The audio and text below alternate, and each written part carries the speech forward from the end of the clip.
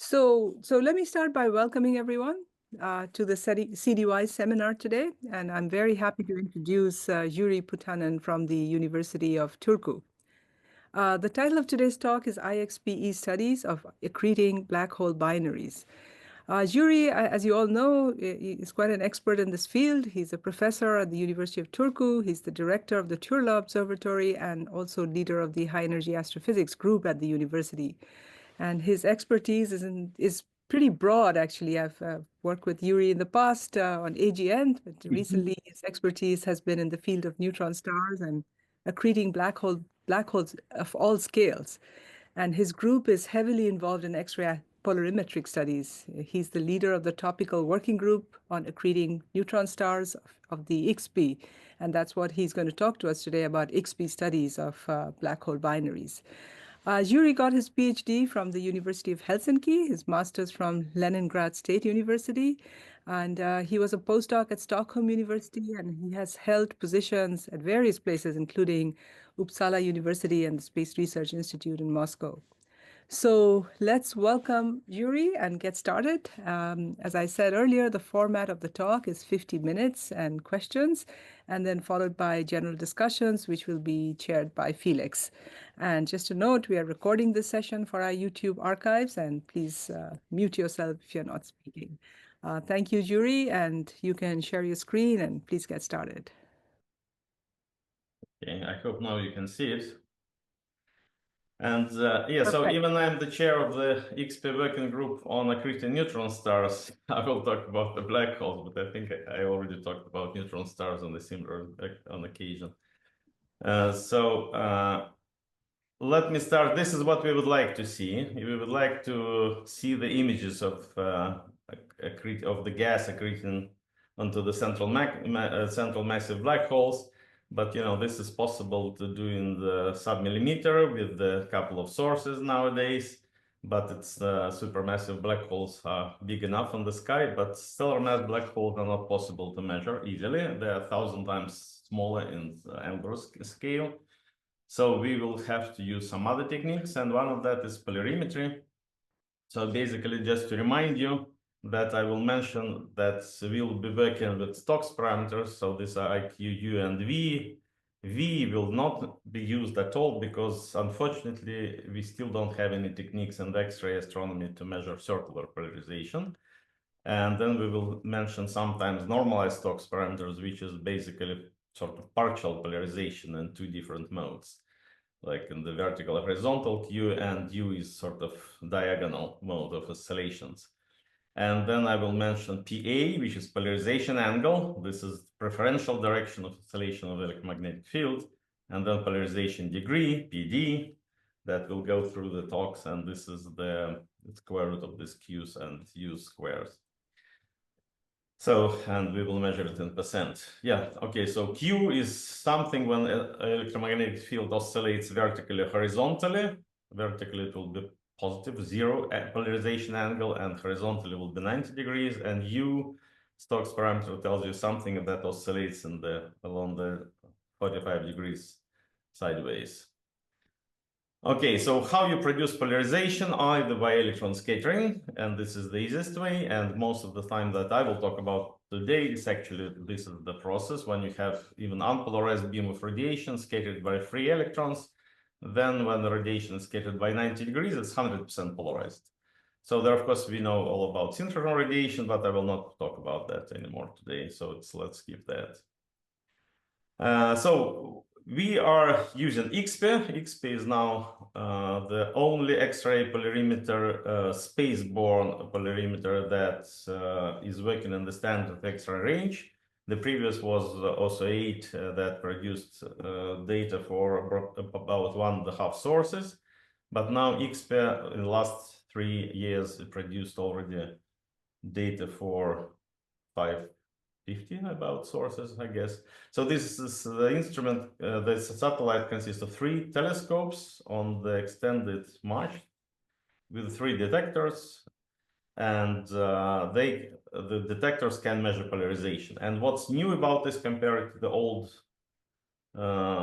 stuff that was based 30, 40 years ago, people developed polarimeters based on Thomson scattering or Compton scattering.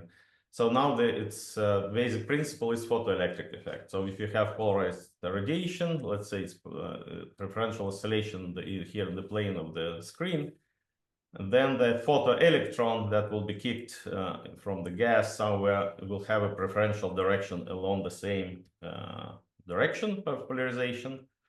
And so if you measure angular distribution of these photoelectrons, then you sort of can measure polarization. And for that, you needed detectors, which you can measure the traces the electron leaves in the detectors. And this is, so basically, in order to measure polarization, you need to have an image of the detector, two-dimensional image. And this is a trick, therefore you need a lot of telemetry just to work, to get all the data downloaded to Earth. But once we have these images, we can try to measure also direction of the photoelectron initial direction, and this gives us this modulation curve. This is the distribution of photoelectrons as a function of azimuth. And then from the amplitude of this modulation curve, you can measure polarization. For 100% polarized light, you will have some modulation amplitude that you can test in the laboratory.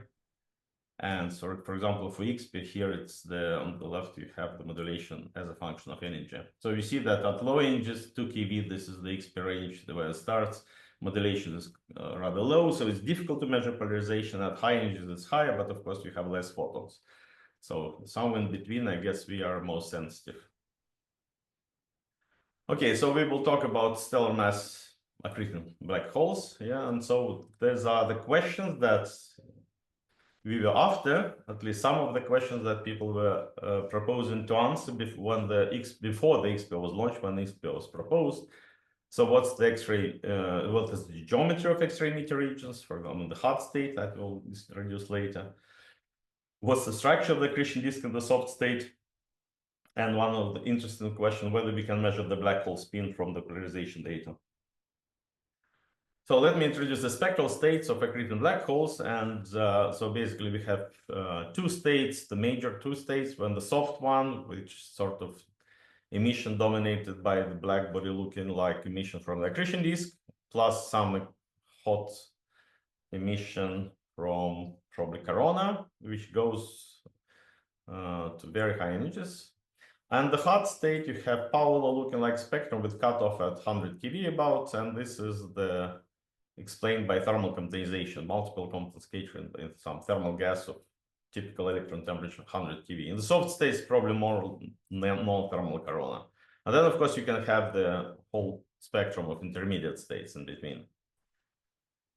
So it's very difficult to measure geometry from the spectral energy distribution itself, because in the hot state, for example, thermal condensation spectrum doesn't really depend on the geometry very much. It depends on the probability for photons to be scattered, and therefore it's very little dependence on the geometry. But polarization is very much sensitive to the geometry. Whether it's spherical or slab-like, it will be very different result.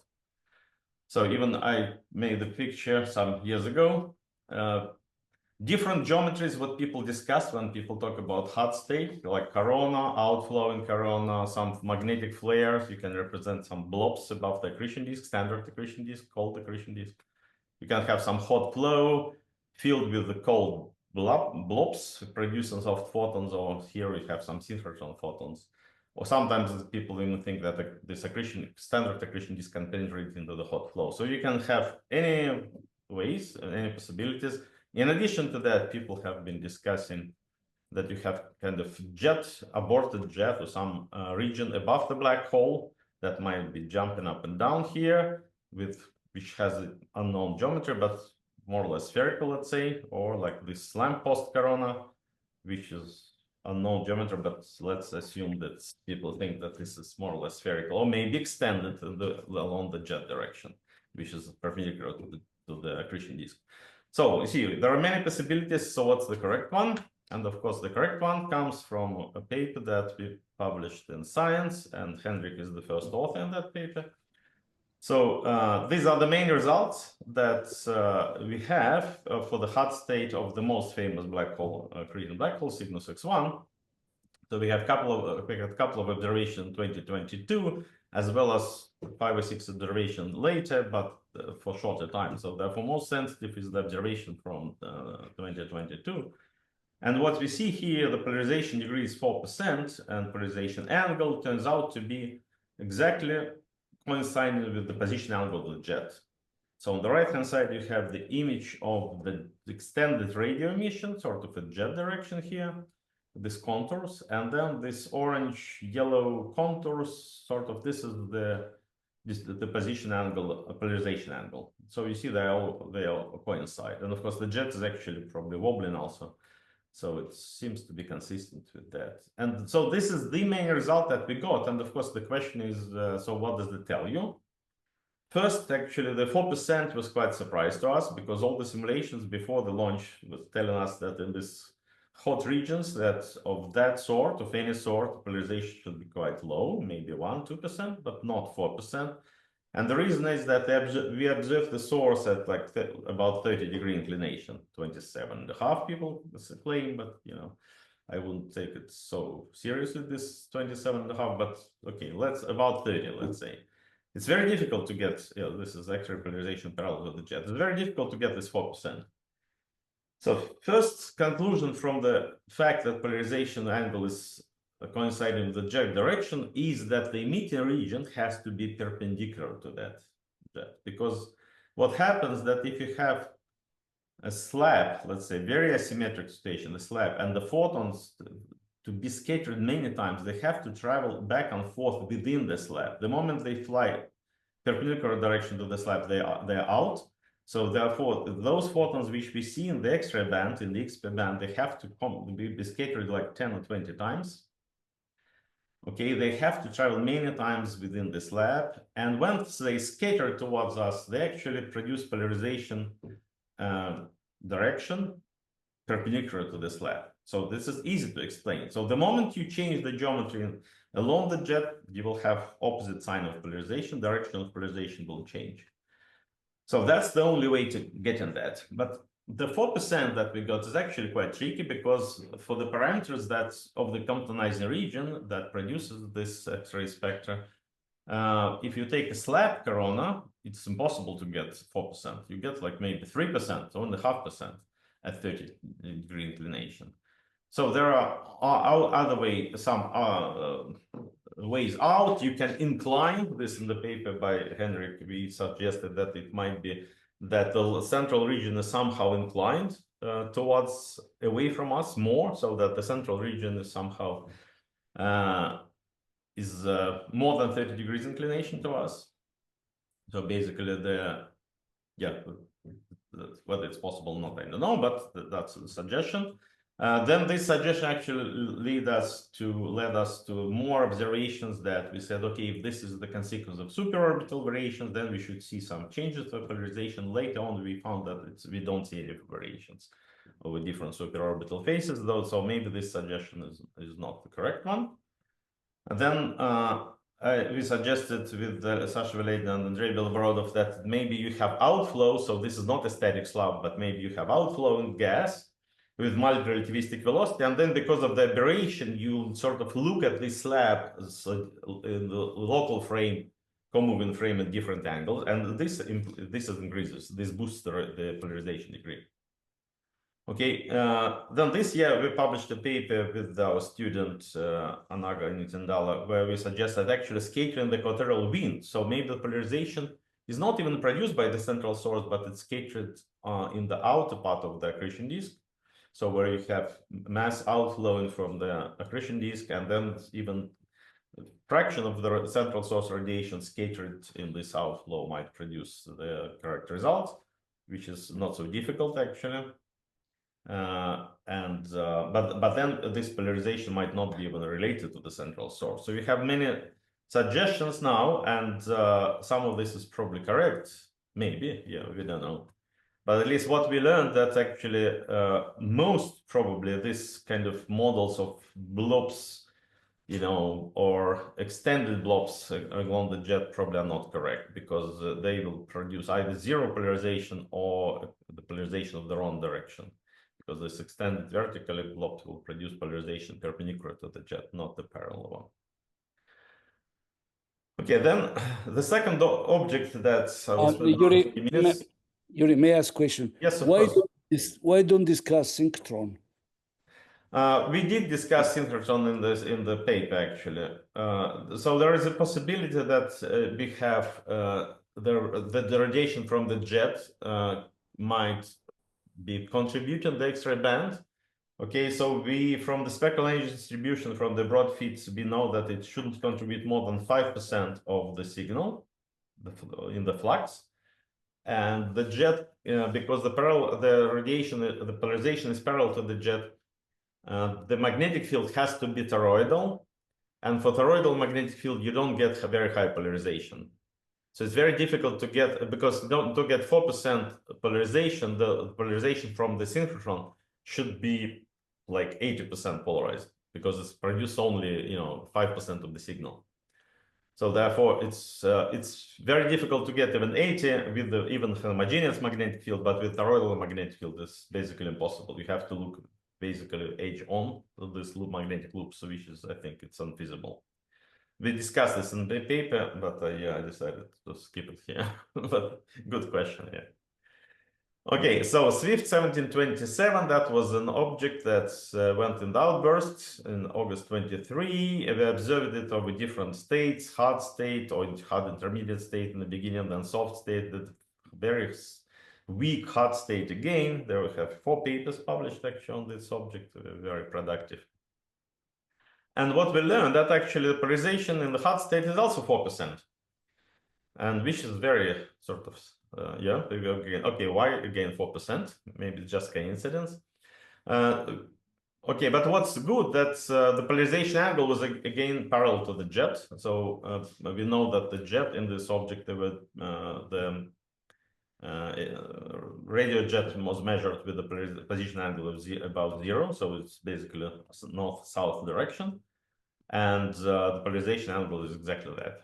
So we should basically we repeat the case of Cygnus X1. There is nothing exciting new, it seems, but so this is the image of the jet. We know that now it's very big jet and very well studied.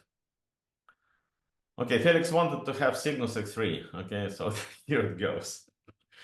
Yeah, sorry, I mentioned that actually we now just recently observed another hard state object, which is an outburst. This is the integral source 17, I don't remember the name, 091, I think, something like that. But the paper is in preparation, so it will be, if you look in the archive in the wiki, you will see it there. So we will have actually the object in the hard state with much higher polarization, which is very interesting. Probably observed edge on or much higher inclination than Cygnus X1. Okay, Cygnus X3, this is a very interesting object. You know, this is the probably a black hole around the Wolf-Rayet star with a period less than 5 hours. The inclination also is 30 degrees. These people claim that it's about 30 degrees. This is a very strong radio source.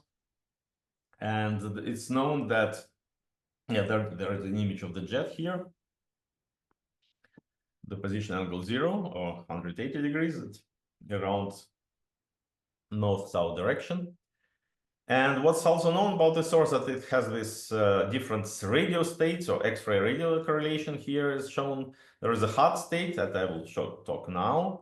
And there is intermediate state, ultra soft, very weak radio emission. And okay, so there is a quite bright source here, and there is a flaring state, which we never observed, unfortunately, but we have observed the source in those 3 states, hard, intermediate, and ultra soft. Okay, so let's see what the object is telling us. Yeah, so first the hot state that we have, this is from paper by Andrzej Zdarsky some years ago and Lina Hjalmarsdottir. Basically, they tried to fit the hot state data with different models. So the continuum can be very high, and then everything what you see is a reflection. or maybe, I think this is the reflection, or maybe it's transmission from the optically thick wind of the Wolf-Rayet star. You can have many possibilities, which is actually, yeah, the reflection spectrum is this the third one. And you have quite hot spectrum originally and maybe weak absorption. So there are many possibilities. It's very difficult from spectra to say what is the correct one. Clearly, Cygnus X3 is not like Cygnus X1, even it has a rather hot spectrum, but because of the strong absorption, actually, we don't know what is the intrinsic spectrum. We didn't know until, I think, IXPE. And when we pointed IXPE on the source, what we saw was absolutely crazy, because what we saw, the polarization degree was 23% about. So there is some energy dependence here. The blue points on the right, you can see the polarization degree more than 20%. There is some dip at around iron line, because there is an iron line strong in this source. But otherwise, it's more than 20% polarized. Polarization angle is about 90 degrees, which means it's perpendicular to the jet. Finally, we have something not parallel to the jet, but perpendicular. Okay, then we had another observation which shows twice less polarization, but the angle was basically the same. Okay, so the interesting point is how do we make this? Obviously, the dip in the iron line is not difficult to make, because iron line is fluorescent. Most of this line that you see is fluorescent. Iron line is unpolarized. So it's okay, but the continuum, why it's polarized so strongly and why there is almost no energy dependence. And the only model that we came out. Sorry, can I ask you a question? Sorry, can I Yes, ask you of course. which are the states? Because you mentioned, of course, several states. Okay, so the states are here. We are talking about the hot state here. Okay, the hard, and you also We have will talk another one. later about ultrasoft also, I think. But at least So the 20% polarization is in the hard. In the hard, 20% more than 20. Intermediate 10. In ultrasoft, it will be 12. So it's Okay. always very strongly polarized. Okay, thank you. Sorry. Yeah. And the only model that we came out with that would explain the data is that the spectrum that you see in the hot state is pure reflection. So basically, what we think is that you have the very high accretion rate, and then you have the radiated wind that basically blocks the view to the central source. So what you can see is only reflection from the inner wall of this funnel that is made by the wind. And then you can easily explain why the polarization angle is perpendicular to the jet, because the photons going up and towards you will be polarized perpendicular to the scattering plane, so it will be exactly perpendicular to the jet. Okay, and from the polarization degree, actually we made some simulations here. You can say something about the opening angle of this funnel, because if you know that inclination is about 30 degrees, then opening angle of the funnel should be about 10 degrees. So it's actually half opening angle. So it's actually a rather narrow funnel. And then when we try to reproduce this observed luminosity, what you see, it turns out that intrinsic luminosity is clearly above 10 to 39 arcs per second.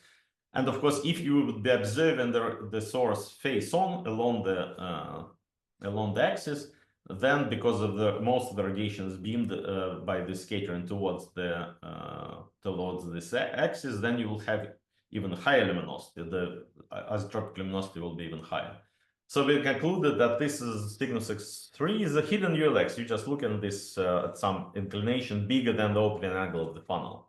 So here on the right, you have the spectrum with the fit. Actually, the intrinsic spectrum is very soft, and then what we know to get reflection, you have to then you will get this rather hardish spectrum. This blue is the hot spectrum that we see. Of course, you see the iron line here.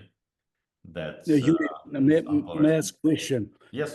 This is the model luminosity, right? Intrinsic one, I understand. This is the model that we made. The intrinsic luminosity is still quite high. In the hot state, is not very high. It's about slightly less than 10 to 38 arcs per second, but a few times, 5 times 37, I think, but I don't remember. But if you correct all these effects or scattering, then you have to be, the intrinsic luminosity has to be higher.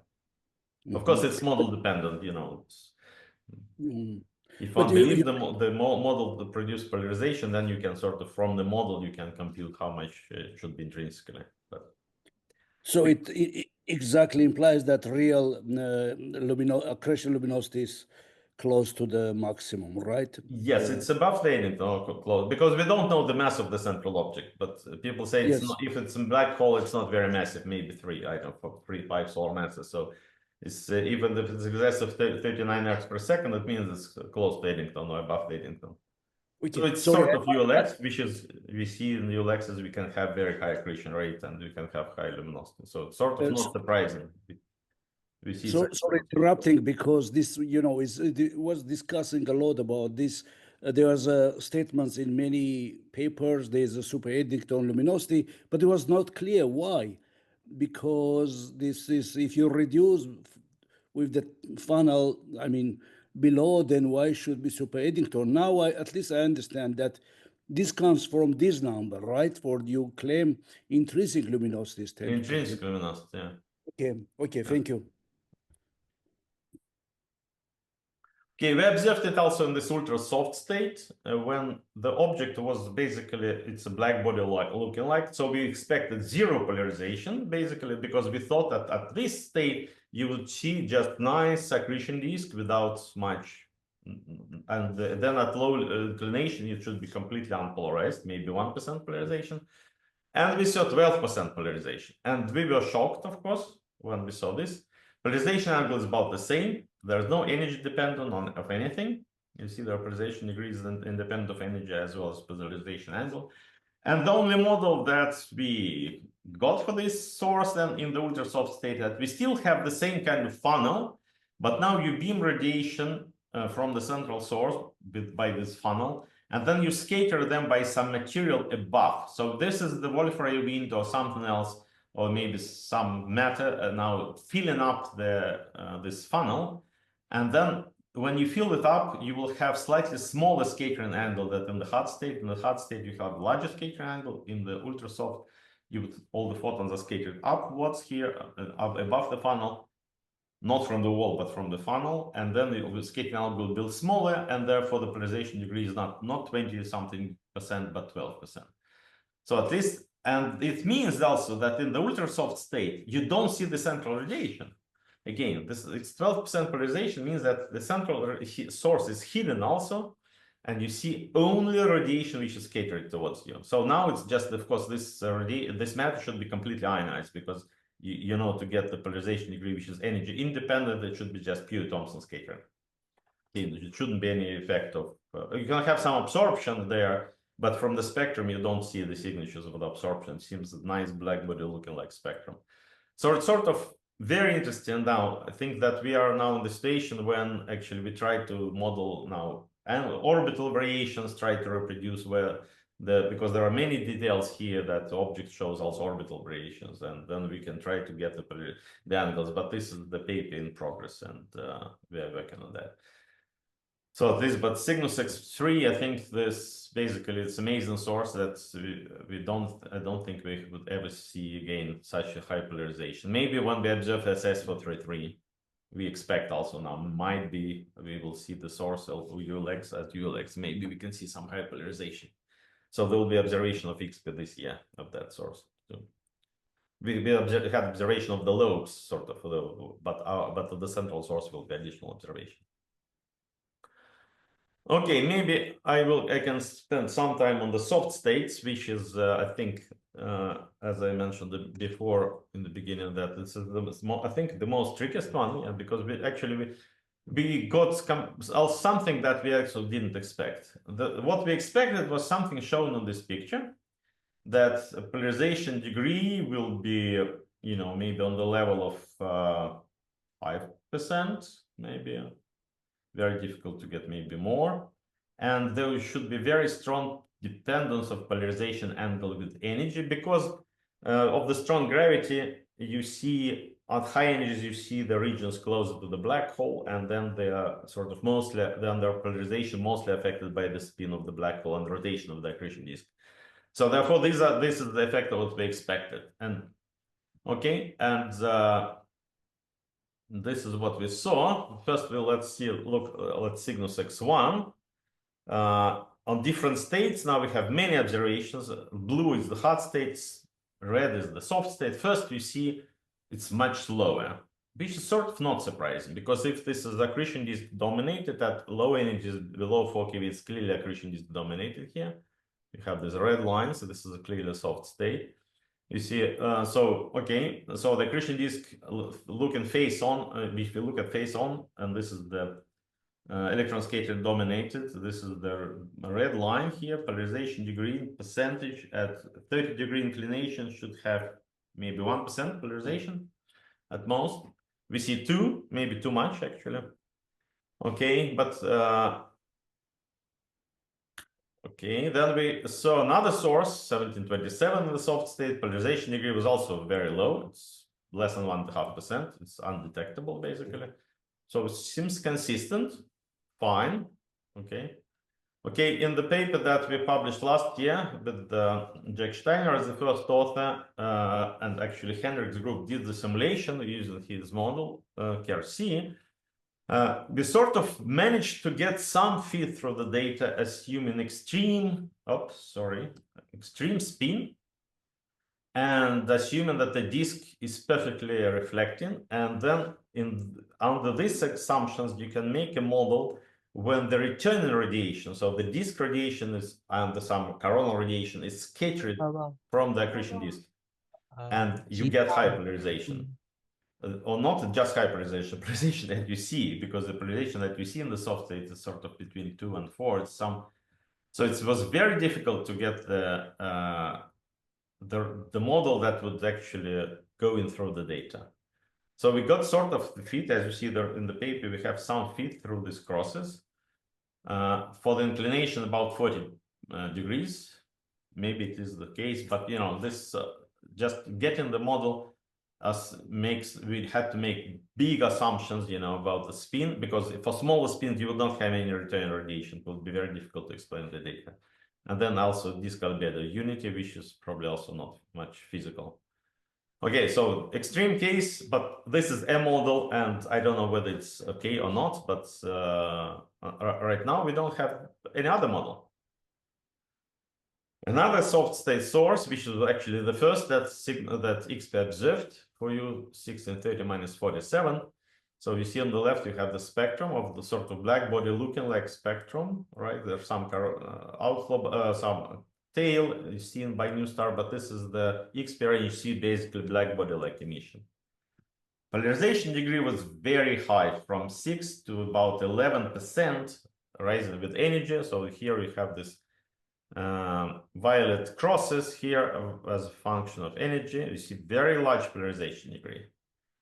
And when we try to polarization angle actually doesn't depend on energy at all, almost, at least no significant dependence. And here we have many different models for high inclination, different spins, and the standard accretion disk, you know, with the electron scattering dominant atmosphere. And none of this model fits even closer. You see, there is all the lines go much below the data. So there is some features that requires high inclination, high spin, very massive black hole, which is I think completely unphysical.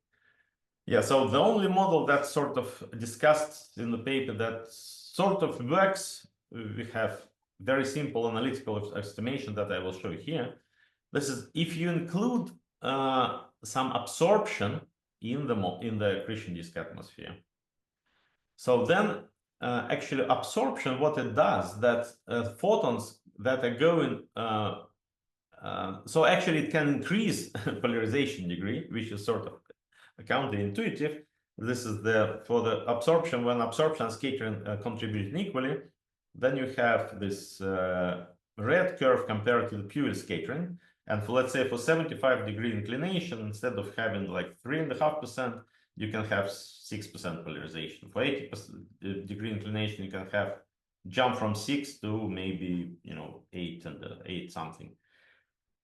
So absorption in the atmosphere causes the removal of the photons that are going parallel to the accretion disk, but they now will be preferentially only photons moving perpendicular to the accretion disk that can escape. And when they are scattered last time, they have high polarization. And so this way you can increase polarization degree.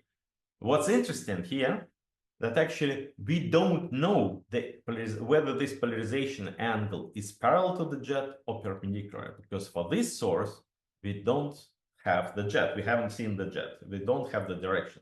So we can only speculate if this model is correct for the absorption, the polarization angle should be perpendicular to the jet, because electroscaping atmosphere predicts that. If it turns out to be parallel, then this model certainly is completely wrong. And this is where we are. So there are many puzzles. I think we are now have more puzzles in this business that we had before. We tried to solve some of them, some of the questions, but I think we just left with many puzzles. So again, I mentioned the scatter in the some accretion disk wind maybe can produce this polarization at least at the level maybe 5 or 10%, but not at the level of 11 or 12%. We have some in the paper by Nittendal. We show that it's very difficult. So I think we are stuck now. We have to make better models for the accretion disk wind, and you know, maybe then we can understand something. But clearly, this is the object with the high inclination. We see some absorption features there, so there are clearly indications of the strong winds in this source. So maybe the wind has something to do with what you see. Okay, basically, what I come to my conclusion. Very fast wrap up of what IXPE has seen. I think it has opened a new window into the universe. At least we in the field of accretion black holes, we clearly see something that we didn't expect. So there is some, you know, new results clearly coming. Yeah. And we think now we can measure geometry of the emitting region, at least in the hot state. Yeah, so that it is clearly not parallel to the jet. Right, so it's probably not spherically symmetric lamppost unless there is some winds involved in all polarization that we see. We should be pity in a sense. But if this no winds is involved, then the hot flow region, or sorry, this is the region which is perpendicular to the jet. That's the geometry for the hot state. And then Cygnus X-ray is probably, or most probably is ULX, because it really requires very high intrinsic luminosity. And then we have many puzzles for the soft states. And for example, the biggest puzzle, I think, is 1630 minus 47, because pure electron scattering is rejected. Maybe the influence of absorption, maybe scattering the wind, we don't know, but this is something that we have to work. And of course, our results, yeah, the IXPE, I just have to mention here, the IXPE team, and especially two PIs, Martin Weisskopf and Paulo Safita, got a high energy astrophysics division prize, Bruno Rossi prize for 2024, for not only for that, but for many other results in the field of, you know, neutron stars, pulsars, and so on. I have some backup slides about the Seyfert galaxies if you want, but that's, I think I will stop here now. Thank you. Thank you. Thank you, Yuri. That was great. Very nice. Questions? Anyone?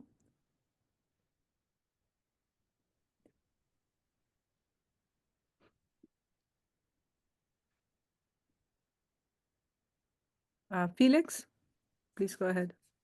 Yeah, actually, I want to ask a question, but put wrong. But it's really a great talk. Anyway, so Yuri, I continue my question about Cygnus X-ray. I try to understand the logics behind this claim about that is hidden ultraluminous source. Okay. So typically, ultraluminous sources are too high fluxes, and we just simply try to find a way to reduce them down below Eddington or etc. So observations tell us that they are beyond Eddington, but then we try to reduce them with some success. But here, if I understand correctly, it's just opposite situation. We do not have a flux, but you just pushed.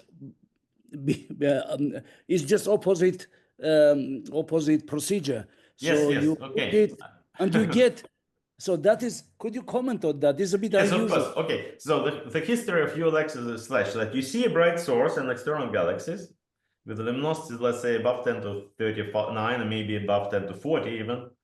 And then you say, okay, how do I make it? Yeah, so it has to be, let's say, if this is stellar mass black hole, it has to accrete probably super Eddington rates.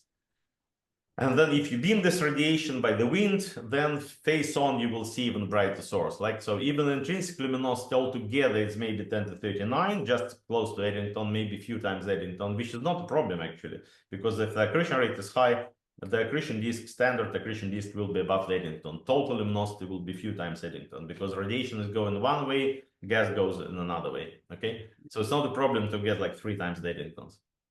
But the beaming of radiation produces even more radiation for the observer face on, right? So, and then if you see bright source, okay, then you say, okay, if because of the beaming, there actually intrinsic luminosity is factor of 3, 5 lower, so it's not a problem anymore, right? Sorry. Yeah, so basically that's it.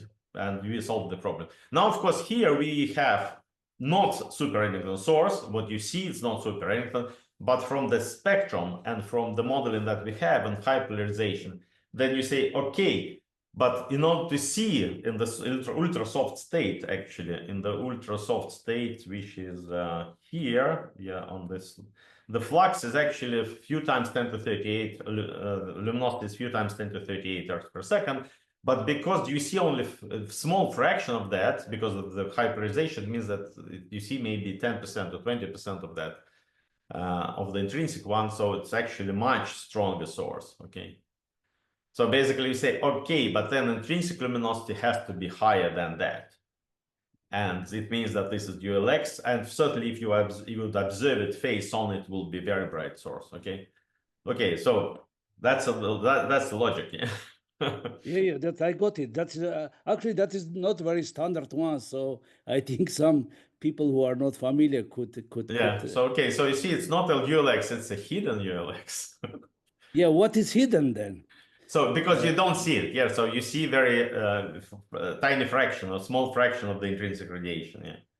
So these are to some extent anti-ultraluminous X-ray sources. Anti-ULX, yeah, anti-ULX. Just opposite situation. Yeah, Okay. so you beam the radiation away, or exactly, yeah. You beam Yeah.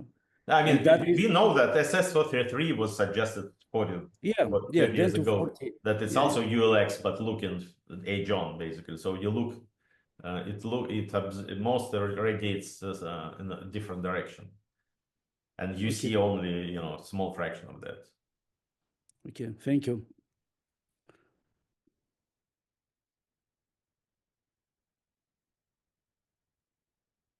Any other questions? I mean, maybe you can say what you had about the Seyfert galaxies. I saw that last slide. It looked interesting. I think that the Seyfert galaxies are very similar, what I must say. That we don't have, of course, as good data as we have for galactic sources. I just had here a couple of examples. NGC 4151, it is polarized at about 5%, and this is also parallel to the radio jet or some extended emission.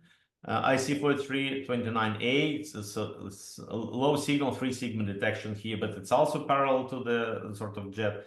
So it's clearly very similar. We cannot say much because you basically have energy integrated result, yeah. Seyfert 2, we have Circinus galaxy, for example, and it's also very strongly polarized. Here you have polarization like 26%.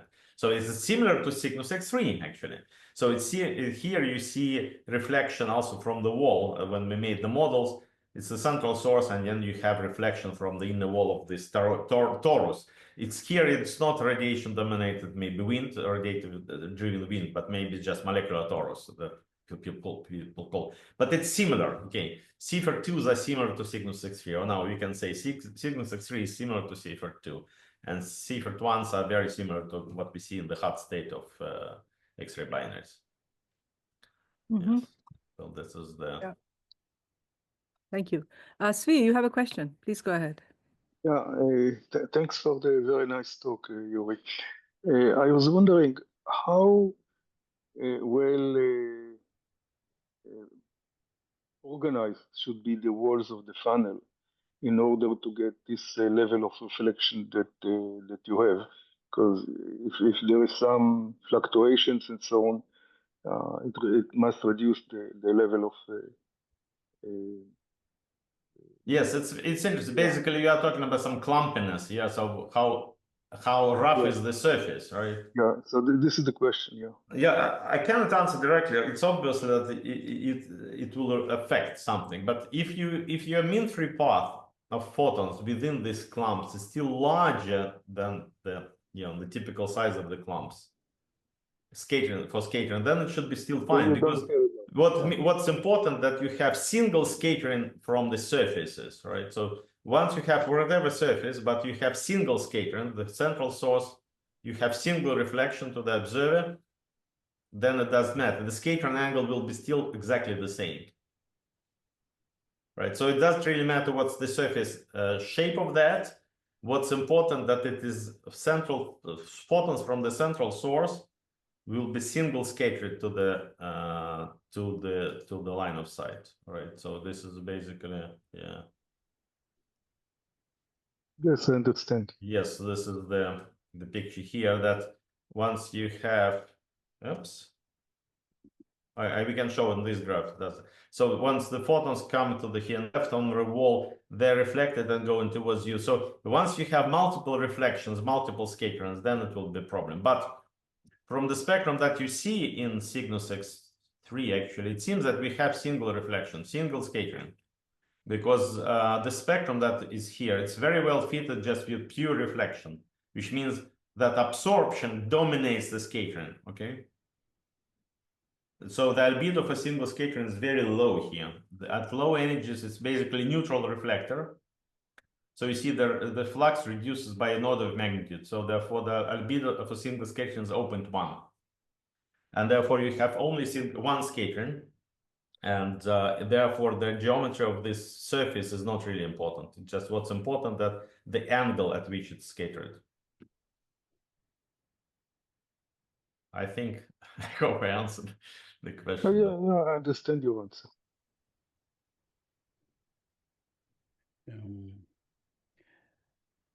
Felix, go ahead. Yuri, I have another question about this polarization for this source for you.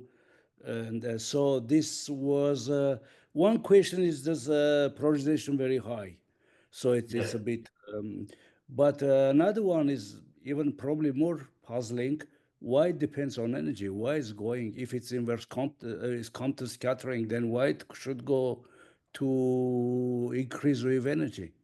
There's reason for that because it's still not relativistic. So it seems should be the same conditions, 7 kV or 2 kV. It was for this Uhuru source for you. For you, so for you, let me see. I find it now. Yeah, I will show it again so that people will be not so much surprised. Okay, yes. So this is actually, there are many questions, as I said, on this source. I think this is the source that we want to see. So the polarization degree is very strong function of energy, right? It's first, of course, this is a high inclination source. We know because we have winds. We see winds there, so it's high inclination source. So it's not surprising that polarization degree is here larger than in Cygnus X1, let's say, in the soft No, but it's okay. But why it increases with energy? That's a good question, because in the standard models, that's actually Connors and Zwi is the quote of that paper from 1980, right? This is the way polarization.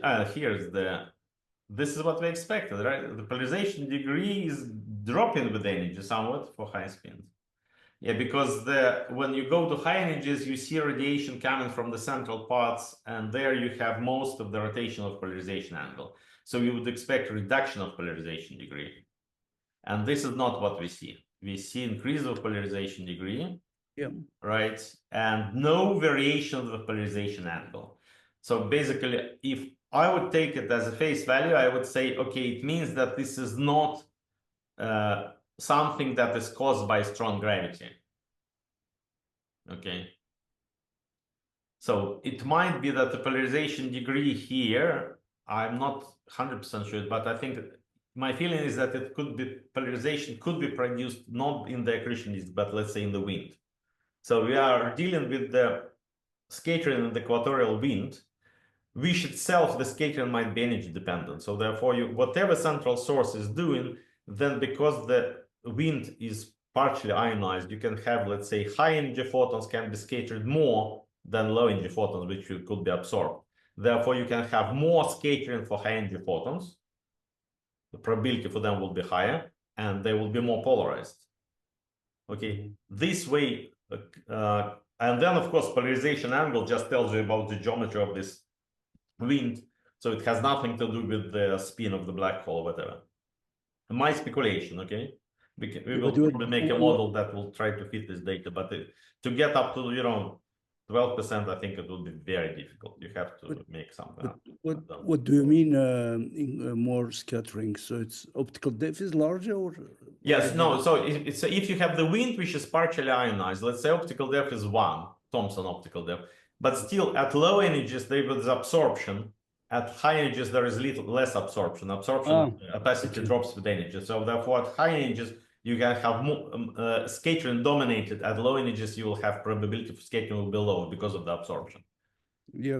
Okay. So therefore you can have just contribution of scattered radiation to the intrinsic one, to the total radiation will be more at high energies, and so therefore you can have increase of polarization there. Okay, that's this is what I would put. But anyway, I didn't put that in the paper because actually the accretion disk wind paper we wrote later. So it's, and we still have to make the model to actually fit the data to show that it actually explained this. It's probably possible, but still 10% is very difficult. So if I return to my previous question, I mean, if you have so many troubles, but you categorically don't like to include the synchrotron radiation, there also will be problems, of course. But I mean, but I mean, you have the black body Luther spectrum. There is no critical problems that you fully discard it. Yeah.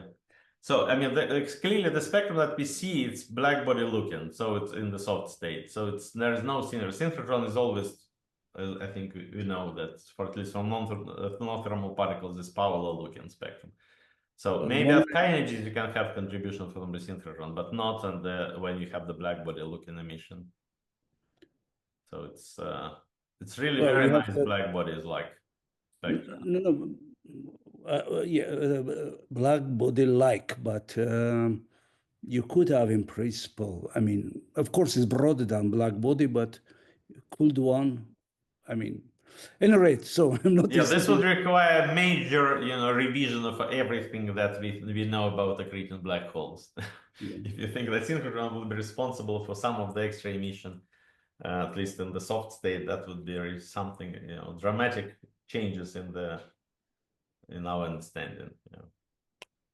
Okay. In the hot state, I think people claim that it may be a contribution for synchrotron, but I think because polarization is parallel to the jet, it also reduces this argument, sort of the validity of these arguments, because you cannot have the just homogeneous magnetic field. So if it's a contribution of synchronous few percent, it's impossible to get 4% polarization. So that's why even the hot state I have troubles with that. Soft state is certainly not what people would think about how to fit this black body looking like spectrum. Okay, thanks. I have another question. Go ahead. In these models of the scattering from the walls of the funnel, yes, how far from the black hole? How many RG units is this taking place? This is pure geometry, so we didn't put any RGs there. Okay, so it's just dimensionless, so you can have scale free. So I don't know what it is, but so basically it means that the central source is not seen, and you just did geometry. Okay, you can think of what is the typical scale height of these winds. My feeling is that it's above 100 RG, maybe 1,000.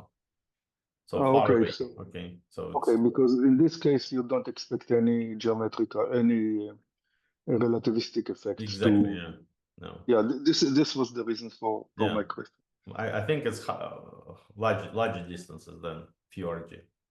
And about the model that you mentioned of Connors et al., The model was very simple. The basic emission from the accretion disk was extremely simple in that model. Yeah, I mean, this is electron scattering dominated, It Chandrasekhar was like. electron scattering dominated and purely along the equatorial plane and so on. So it was This is what people, ideal, people take. I mean, your paper, this paper, you're famous. You know, but it's mentioned, it's cited in every paper. Yeah. Given the fact that it's from 77, it is okay. No, this paper, I think it's from 1980. Yeah. Sorry. No, the original, I think that the original idea. There is early paper, yeah, from 77. That's maybe 1980. 1980 is the Connors et al. Yeah. So given the state of art at that time, I think it's good. Yeah. I don't think one can complain very much.